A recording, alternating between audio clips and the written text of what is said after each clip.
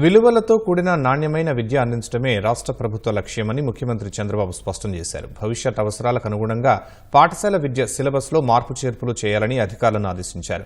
Private స్కూళ్లతో పోటీ పడేలా ప్రభుత్వ పాఠశాలలను తీర్చిదిద్దాలని సూచించారు.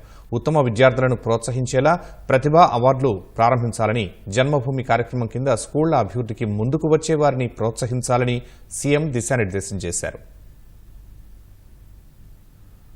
విద్యాశాఖ నైపుణ్య గణన అంశాలపై ముఖ్యమంత్రి చంద్రబాబు సమీక్ష నిర్వహించారు.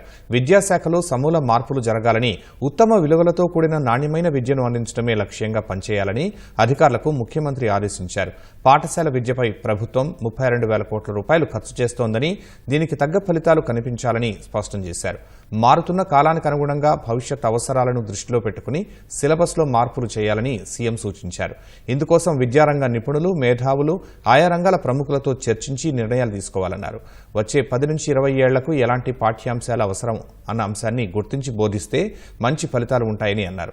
ప్రచార ఆర్భాటం కాకుండా ప్రభుత్వ పాఠశాలల్లో మౌలిక సదుపాయాల కల్పనపై దృష్టి పెట్టాలని సూచించారు. బడిఈడు పిల్లలు బయట ఉండడానికి వీల్లేదని, ఈ విషయంలో కఠినంగా ఉండాలని అధికారులను ఆదేశించారు. ప్రైవేటు విద్యా సంస్థలతో ప్రభుత్వ పాఠశాలలు పోటీ పడాలని, ఆ దిశగా ప్రణాళికలు సిద్ధం చేసుకోవాలన్నారు. కేంద్ర ప్రభుత్వం తీసుకువచ్చిన అపార్ ఐడిని ప్రతి విద్యార్థికి ఇవ్వాలని స్పష్టం చేశారు.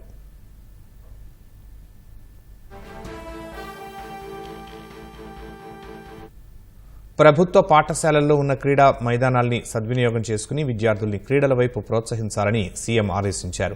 విద్యార్థులకు విద్యకు సంబంధించిన రిపోర్ట్ కార్డులతో పాటు క్రీడల గురించిన రిపోర్ట్ కార్డులు కూడా ఇవ్వాలని సీఎం సూచించారు. జీవో నంబర్ 117పై విద్యారంగ నిపుణులు, ఉపాధ్యాయ సంఘాలతో చర్చించి నివేదిక ఇవ్వాలని ఆదేశించారు. స్కూళ్లలో పనిచేస్తున్న ఆయాలకు పెండింగ్ జీతాలు చెల్లించాలని స్పష్టం చేశారు. స్కూళ్లలో ఇంగ్లీష్తో పాటు మాతృభాష తెలుగుకు ప్రాధాన్యం ఇవ్వాలని అన్నారు. గత ప్రభుత్వ విధానాలతో ప్రభుత్వ పాఠశాలల్లో విద్యా ప్రమాణాలు పడిపోయాయని, పెద్ద సంఖ్యలో డ్రాప్అవుట్స్ పెరిగాయని ఆందోళన వ్యక్తం చేశారు. ప్రభుత్వ పాఠశాలలకు రేటింగ్ కూడా ఇవ్వాలని సీఎం అన్నారు. త్వరలో జన్మభూమి 2.0 ప్రారంభిస్తున్నామని, ఆయా గ్రామాల్లో ఎవరైనా పాఠశాలలు అభివృద్ధి చేయడానికి ముందుకు వస్తే వారిని ప్రోత్సహించాలని అన్నారు.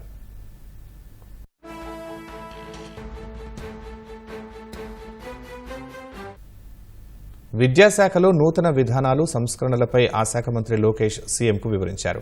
ఉపాధ్యాయులపై ఒత్తిడి లేకుండా యాప్ల భారాన్ని తగ్గించామన్నారు. విద్యార్థులకు బోధన, నాణ్యత, సేవల విషయంలో ఎక్కడా రాజీ పట్టంలేదని తెలిపారు. ప్రభుత్వ పాఠశాలల్లో టీచర్ పేరెంట్ సమావేశాలు నిర్వహించాలని సీఎం సూచించారు. పాఠశాలల్లో జరిగే అంతర్గత పరీక్షలపై ఏడాది చివరిలో థర్డ్ పార్టీ ద్వారా ఆడిట్ చేయాలని సూచించారు.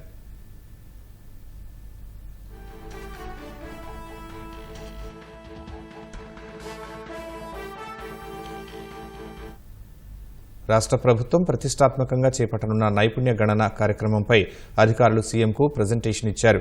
ప్రస్తుతం రాష్ట్రంలో 3,54,00,000 మంది పనిచేసే వయసు ఉన్న ప్రజలు ఉన్నారని, వారి నైపుణ్యాలను గణన చేయాల్సిందని తెలిపారు.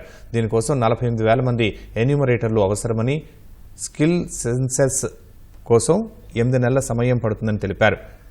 కేవలం సర్వే చేసేందుకే 55 నుంచి 70 రోజుల సమయం పట్టే అవకాశం ఉందని అధికారులు సీఎంకు వివరించారు.